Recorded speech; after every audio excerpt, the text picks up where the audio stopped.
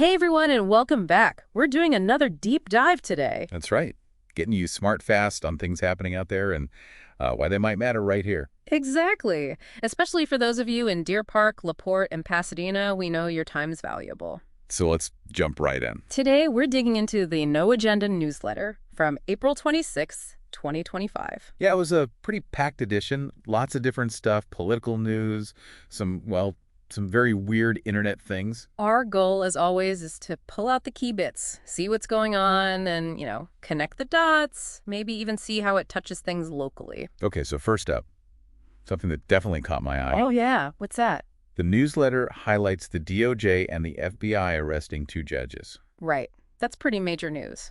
It is, and the newsletter points out how people see this really depends on their political viewpoint, doesn't it? Seems like it. What perspectives did they highlight? Well, they mentioned 2 main camps, really. On one side, you have folks, maybe more progressive, who see this as, like, government overreach. Okay, sort of a slippery slope argument towards authoritarianism. Kind of, yeah. The idea that the judiciary needs its independence, and this could threaten that, Makes sense. And the other side? The newsletter frames the other view as seeing this as necessary, a crackdown on judicial corruption. So more focused on accountability. Nobody's above the law sort of thing. Exactly. Upholding the law, tackling corruption head on. Now, the newsletter itself adds another layer, doesn't it? Connecting it to Trump. It does. It suggests that for the Democratic Party, there's this tendency to oppose, well, almost anything associated with Trump.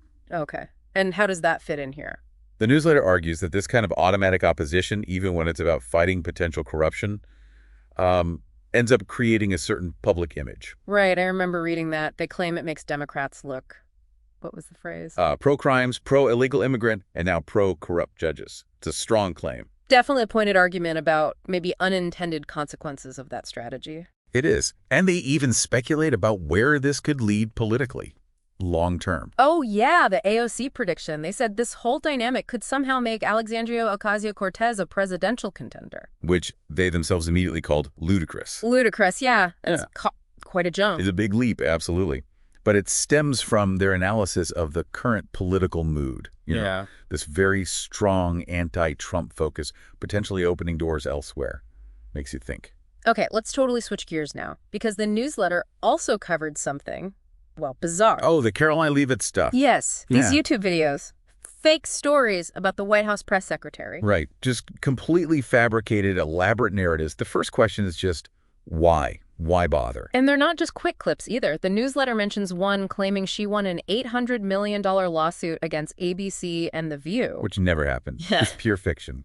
An $800 million win. Come on. It's wild. And apparently there are whole YouTube channels building timelines for this fake lawsuit. Yeah, constructing this whole alternate reality.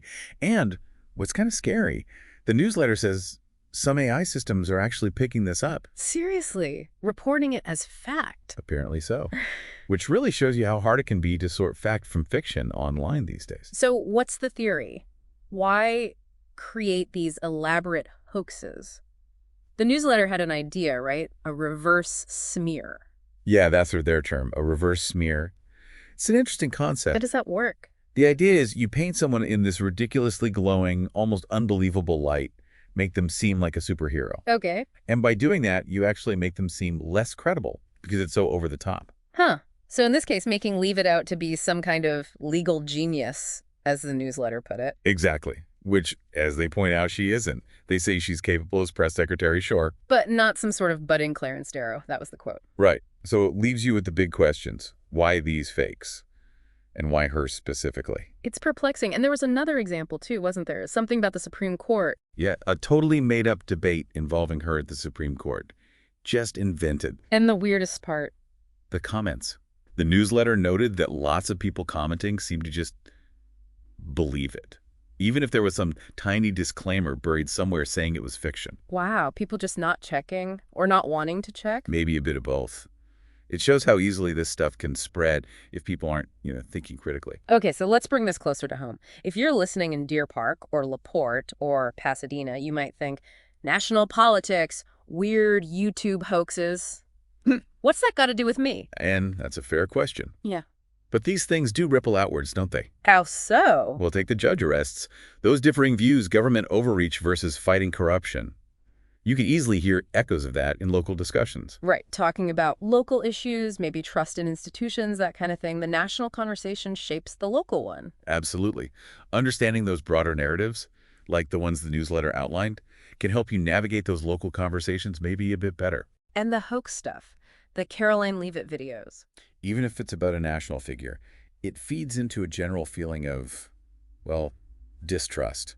Makes it harder to know who or what to believe online. And that affects everything, right? Including how we view local news, local information. Exactly. It erodes that baseline trust.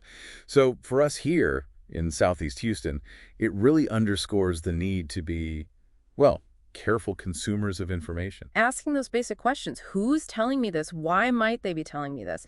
Is anyone else, anyone credible, reporting the same thing? Critical thinking, basically. Online, offline, about national stuff, about local stuff. It's essential. So wrapping up this deep dive into the April 26th No Agenda newsletter, we've touched on the judge arrests and the very different ways people are seeing that. And we navigated those really strange Caroline Leavitt hoax videos and the questions they raise about misinformation. The main point being understanding these narratives, understanding how misinformation works, it's actually crucial for being an informed resident right here. It helps you make sense of the noise, basically. So here's a final thought to leave you with. We live in this age of just constant information, competing stories. How can we, right here in Deer Park, LaPorte, and Pasadena, cut through that? How do we build a reliable, shared understanding of what's actually happening in our community? It really goes back to thinking about your sources, doesn't it? And maybe questioning why certain stories get amplified. Something to definitely keep in mind.